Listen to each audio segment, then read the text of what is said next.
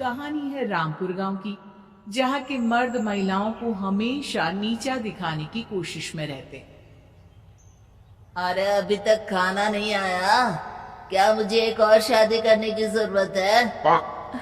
नहीं जी नहीं, ऐसा मत करना, वरना मैं कहाँ जाऊंगी। खाना लेकर मैं अभी आई जी। गांव की पंचायत में भी फैसले हमेशा औरतों के खिलाफ ही रहते। मैं जो फैसला सुनाता हूँ वो भगवान की आज्ञा होती है। इस लड़के ने अपने मन से शादी करके अच्छा नहीं किया। लड़के को घर भेज दो और इसकी शादी इसकी जाति की किसी लड़के से करवा दो। लेकिन ये लड़के, इसे तो गांव के बाहर निकाल दो। नहीं नहीं जमींदार साहब, ये क्या बोल रहे हैं? ऐसा नहीं हो सकता। मेरी बेटी मासूम है, इसे अच्छे बुरे की समझ नहीं है। अरे कहाँ जाएगी ये बेचारी? कहाँ जाएगी? इतनी चिंता है तो पूरे परिवार का गांव निकाला कर देते हैं। बेचारे पूरे बसे बसाए परिवार को गांव छोड़ना पड़ता है।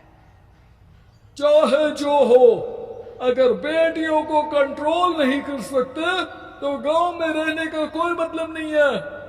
यहाँ औरतों को दब कर रहना होगा। कोई भी अपने हिसाब से कुछ नहीं कर सकता।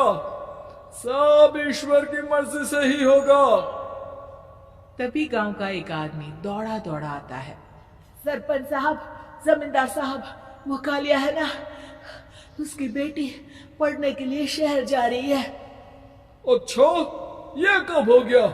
और कालिया की हिम्मत कैसे हो गई ऐसा करने की? लेकर आओ उसे और उसकी बेटी को। बस फिर क्या था, हाजिर हो जाते हैं कालिया और उसकी बेटी सरपंच के सामने। और कालिया, ये क्या सुनने में आ रहा है? बेटी को इंजीनियर बना रहा है तू? और ये बता, गांव में तो स्कूल नहीं है, फिर कहां से इतनी क्लास पास कर गई तेरी बेटी? राधा, जो कि कालिया की बेटी है, उसे लगता है कि सरपंच उसकी तारीफ कर रहे हैं। सरपंच जी, मैंने ऑनलाइन पढ़ाई की है, डिस्टेंस लर्निंग से। सभी में मैंने अच्छे नंबर पाए हैं, जिसे देखते हुए शहर की इंजीनियरिंग कॉलेज में मुझे स्कॉलरशिप मिली है। वाह जी वाह, क्या होती है ये? पहले तो ये बताओ, फिर आगे की बात करते हैं। पूरा गांव राधा की बात सुन रहा था और राधा बोलती जा रही थी। तो ऐसे मैं फ्री में एक अच्छी शिक्षा लेकर गांव में जो कुछ परेशानियां हैं, जैसे बिजली, पानी और इंटरनेट जैसी समस्याओं के लिए काम करूंगी।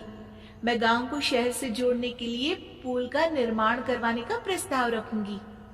मुझे पूरी उम्मीद है कि जल्द ही हमारा गांव भी तरक्की की राह पर चल पड़ेगा। राधा की बात सुनकर सारे गांव वाले ताली बजाने लगते हैं। सरपंच को समझ नहीं आता कि वो क्या करे। चुप रह नादान लड़की। गांव के खिलाफ जाने के लिए तुझे गांव से बेदखल कर दिया जाएगा, वो भी पूरे परिवार के साथ। और हाँ, अगर ठीक से गांव में रहना चाहती है तो ये पढ़ाई लिखाई छोड़ दे। हम तेरे लिए गांव का कोई होनहार लड़का देखेंगे।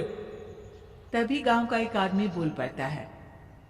अरे नहीं नहीं सरपंच जी, राधा बिटिया जो बता रही है, अगर वैसा हो जाए तो हम लोगों को पैसा कमाने के लिए बाहर नहीं जाना पड़ेगा। हाँ जी, और ना ही कोसों दूर पानी के लिए भटकना पड़ेगा। हमारे बच्चे भी अच्छी पढ़ाई कर सकेंगे और आगे बढ़ेंगे, ना कि हमारी तरह खेती करते बैठेंगे।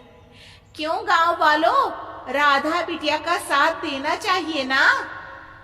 सरपंच देखता है कि गांव राधा के साथ है तो वो चुप हो जाता है। वो घर आकर अपने सलाहकार से बात करता है, जो बहुत ही चालाक किस्म का इंसान होता है। अरे सरपंच साहब, आपको बहुत ही होशियारी से काम लेना पड़ेगा। एक बार गांव तरक्की कर गया, यहाँ के बालक पढ़ लिए तो कोई ना पूछेगा आपको। और फिर ये जो बेटा और बेटी है ना आपके, इनको भी आम लोगों की तरह ही जीवन जीना होगा। हाँ, लेकिन करे तो क्या करे? वो ना आप मुझ पर छोड़ दीजिए, बस मैं जैसा बोलूं करते जाइए। अगले रोज सुबह जब गांव वाले सोकर उठते हैं तो राधा के घर के बाहर और साथ ही वो लोग जिन्होंने राधा का सपोर्ट किया था, उनके घर के आगे लाल रंग से कल आऊंगी लिखा होता है। कल आऊंगी? ये क्या होता है? अरे यह तो खून से लिखा है, लगता है कोई भूत प्रेत या चुड़ैल का साया है। चलो सरपंच जी के पास चलते हैं। सभी सरपंच के पास जाकर उसे सारी बात बताते हैं। और ये तो बड़ी मुश्किल की बात है। चलो, मैं एक बाबा को जानता हूँ, उन्हें बुला लेता हूँ। सरपंच बाबा को लेकर गांव के घर के बाहर जाता है। ओहो, तो ये वो चुड़ैल है जो उन लोगों को निशाना बनाते हैं जो गांव को बदलने का सपना देखते हैं। वो गांव को ऐसे ही संपन्न देखना चाहती है। वो नहीं चाहती कि कोई बाहरी यहाँ का कायाकल्प करे। क्या तुम लोगों में से किसी ने गांव को बदलने की सोच रखी है? तभी राधा की माँ रोते रोते आती है। मेरी राधा घर से गायब हो गई है। अरे कोई तो बचाओ, मेरी बच्ची कहाँ गई?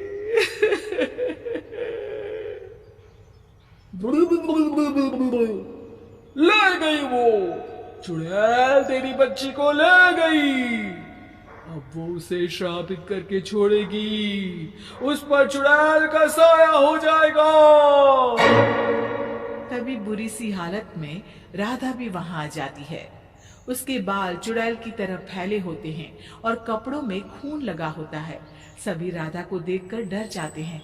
माँ, पता नहीं मुझे कौन उठा कर ले गया था। अरे दूर हो जा चुड़ैल, अब हम लोग इस गांव में नहीं रुकेंगे। अरे कैसी बातें कर रहे हैं आप? कल तो आप मेरे भरोसे गांव का हुलिया बदलने, अपने बच्चों को पढ़ाने और तरक्की उन्नति की बात कर रहे थे, तो आज क्या हो गया आपको? ये फिर तुम लोगों को बहकाएगी। ये चुड़ैल गांव में आ चुकी है। ऐसे ही ये तुम्हारे घर के बच्चों को भी ले जाएगी। गांव वाले राधा को गांव से बाहर निकाल देते हैं। उसके माँ बाप रोते रहते हैं, लेकिन गांव वाले नहीं मानते। मैं भी अपनी बहन के साथ गांव के बाहर रहूंगा, लेकिन वो पढ़ाई नहीं छोड़ेगी। वहीं सरपंच के घर पर सलाहकार कहता है। देखा, सांप भी मर गया और लाठी भी नहीं टूटी। लेकिन अगले ही दिन सरपंच के घर के बाहर भी वही शब्द लिखे होते हैं। और फिर सरपंच की बीवी कहती है, हमारी बेटी को किसी ने अगवा कर लिया है। तभी राधा का भाई वहां आ जाता है। अरे गांव वालों, मैंने सरपंच जी की बेटी को देखा था। वो चुड़ैल उसे उठाकर ले जा रही थी।